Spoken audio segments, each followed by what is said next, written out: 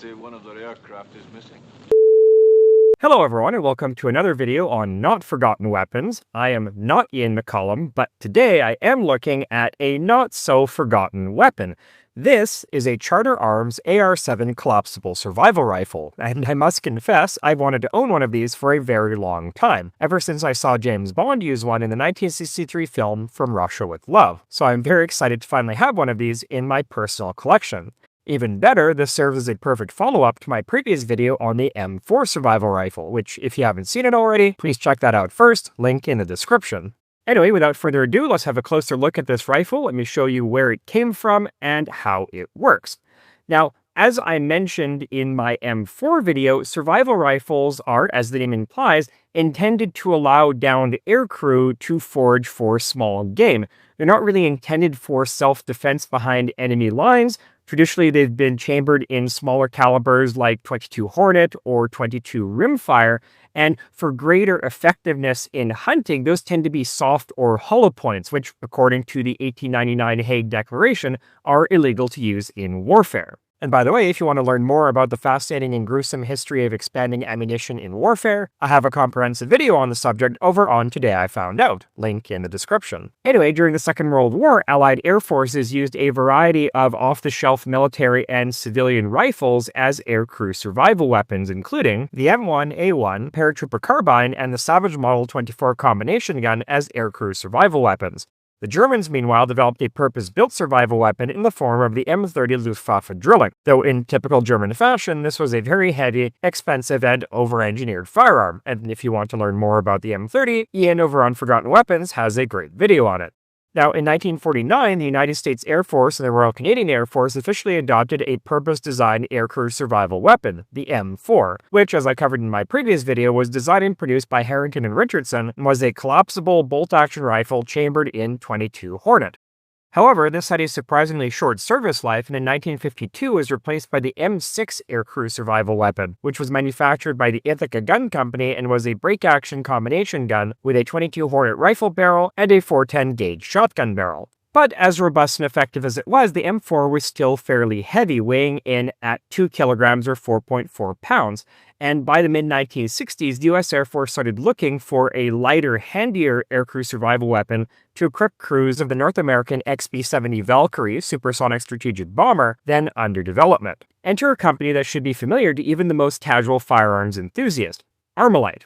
So Armalite started life in 1952 as a small Hollywood-based startup called SF Projects, founded by its namesakes George Sullivan and Richard Dorchester. Both men had extensive experience in the aerospace industry and wanted to use not then exotic aerospace materials like aluminum alloys and various polymers to create light yet robust firearms. To this end, they created a sniper rifle based on the Remington 722A, which featured a steel-lined aluminum barrel and a styrofoam-filled glass-reinforced plastic stock, and weighed only 2.7 kilograms or 6 pounds. In 1954, SF Projects was acquired by and became a division of the Fairchild Engine and Airplane Corporation and renamed Armalite, with the Dorchester and Sullivan rifle becoming its first product, the AR-1 Parasniper. Now, unfortunately, the AR-1 was not a success, suffering from a number of problems, including the composite aluminum steel barrel delaminating. And if you want to learn more about that, Ian McCollum does have a video on the AR-1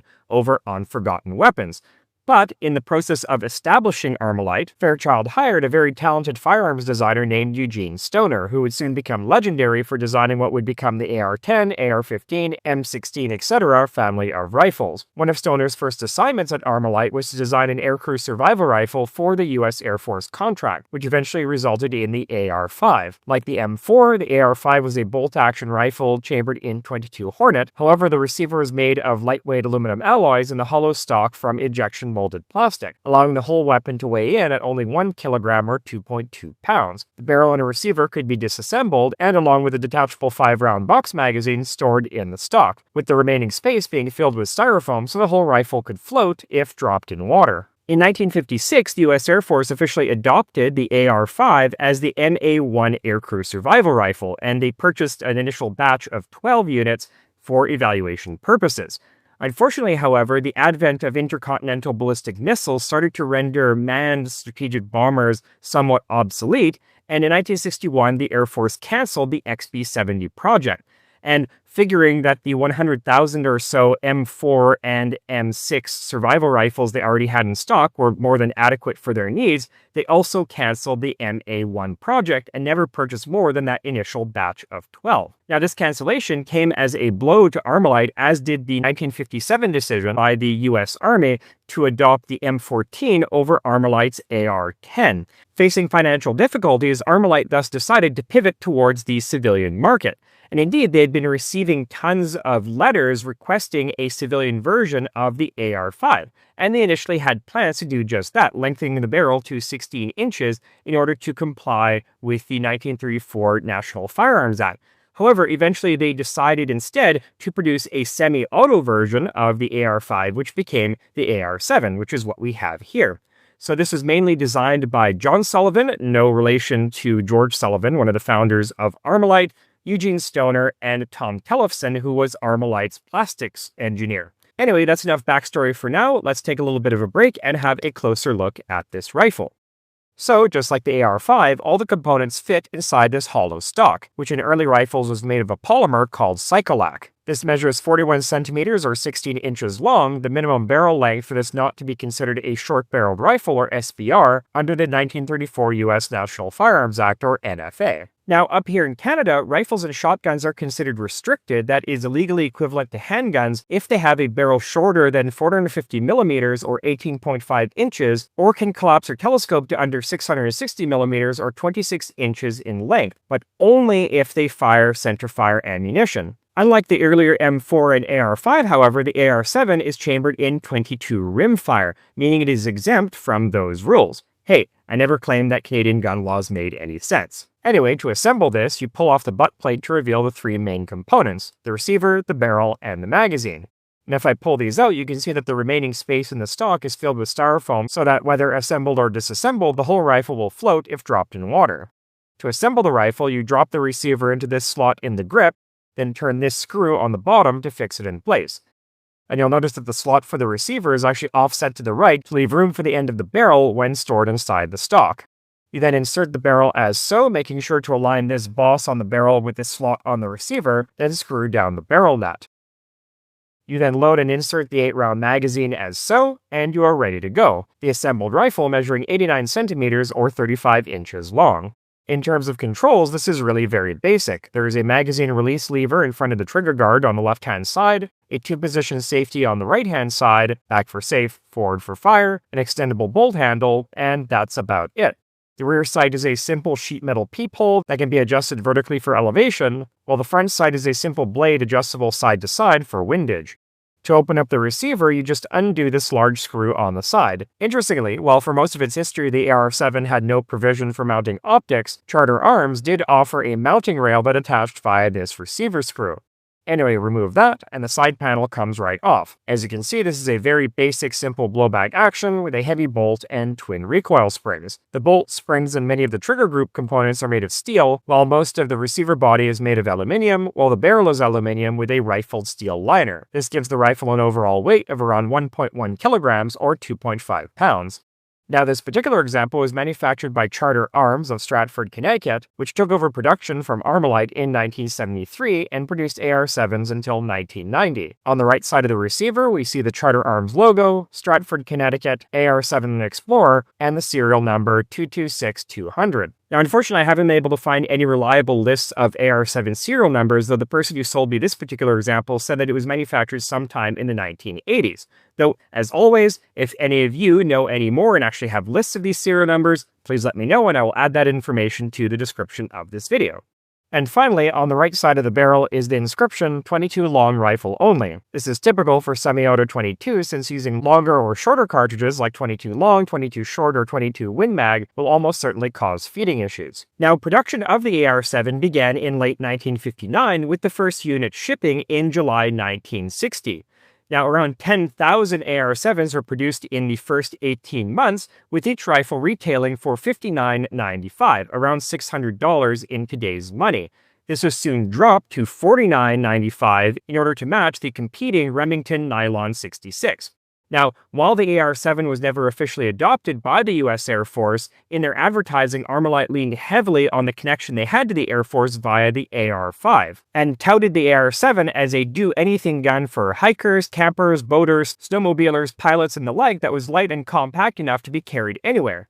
The rifle also got a huge publicity boost when it appeared in the early James Bond movies, featuring prominently in 1963's From Russia with Love and making brief appearances in 1964's Goldfinger and 1969's On Her Majesty's Secret Service. However, in classic James Bond style, the filmmakers make a number of major errors. When the rifle is introduced in From Russia with Love, the character of Q incorrectly describes the caliber as .25 rather than .22 and points to the barrel when describing the scope. Furthermore, Q describes the scope as being infrared night vision, which, no, because in 1963, an infrared night vision scope would be this size or even larger with a separate battery pack, not the sort of thing you can mount on an AR-7.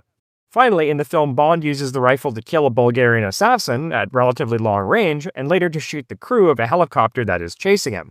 Now, don't get me wrong, .22 long rifle can be plenty lethal, but if you're trying to one-shot a guy at night from over 50 yards away, the AR-7 is probably not the best tool for the job. Sorry, Eon Productions, but just no. Anyway, thanks to that amazing publicity, the AR-7 sold very well. So well, in fact, that allowed Armalite to stay afloat following its 1961 split from the parent Fairchild Company.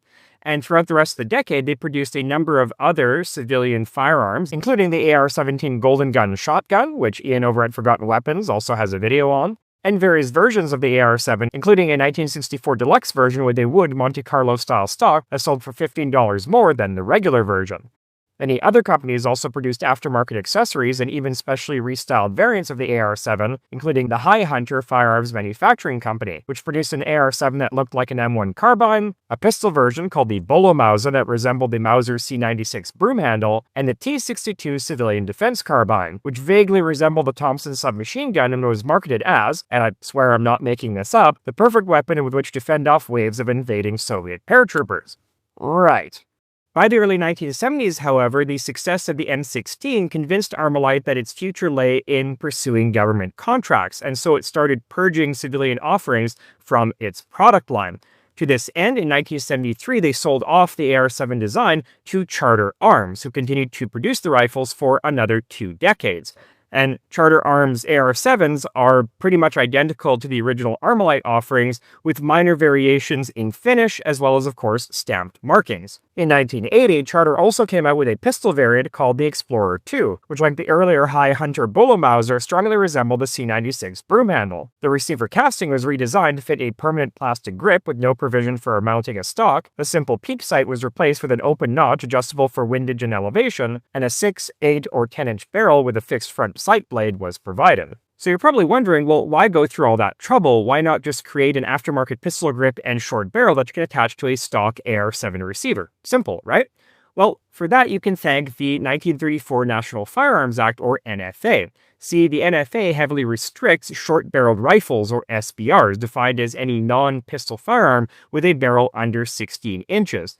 To create or acquire an SBR requires filing the appropriate paperwork and paying a $200 tax. So simply fitting a regular AR-7 receiver with a short barrel without going through those steps would be a felony.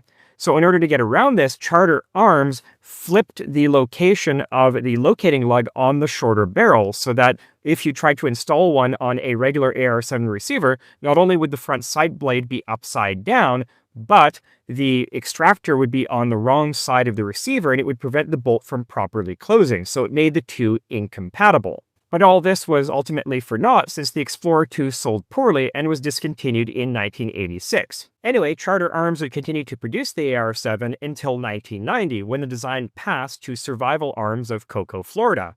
In 1998, the design was acquired by AR-7 Industries of Meridian, Connecticut, as well as the Henry Repeating Arms Company, which continues to produce them to this day. Now, at this point, I should probably address the elephant in the room, which is the AR-7's reputation for inaccuracy and unreliability. And unfortunately, this reputation is mostly deserved, at least when it comes to units produced between the end of Armalite production and the design's acquisition by Henry, including these Charter Arms versions. And there were three main causes of issues. The first was that early versions used a composite barrel with an aluminum shroud and a steel liner, and these tended to warp and wear out very quickly. Indeed, this problem plagued many of Armalite's early products, including the AR-1 and prototype AR-10s. This issue was largely resolved in later models which used a solid steel barrel, which slightly increased weight but significantly improved accuracy and longevity.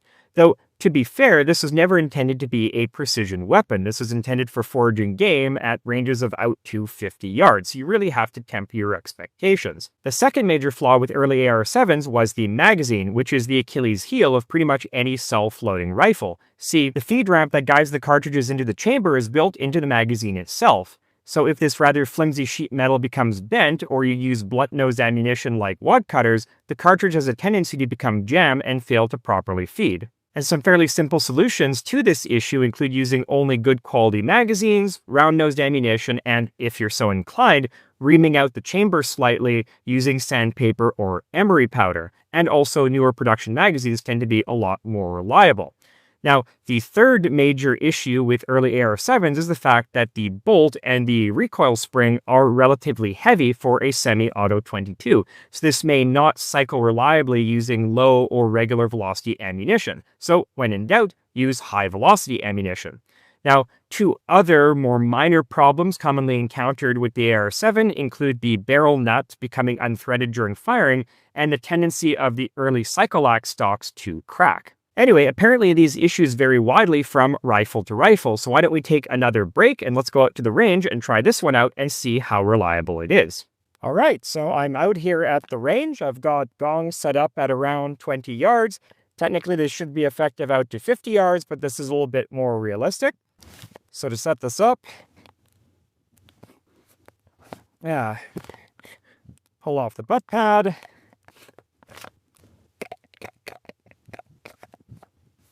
Fit the receiver. One thing I don't like about this is that it doesn't actually positively secure any of the components other than the magazine and the stock. So you have to keep it pointed downwards, otherwise your receiver and your barrel will drop right out. So put on the barrel, aligning the boss with the slot, thread down the barrel nut. Magazine, I have this loaded up with Remington Thunderbolt high-velocity ammunition. It's round nose, so hopefully it will feed reliably. That in like that. Put our butt pad right up, and we're ready to go. Let's see how this goes.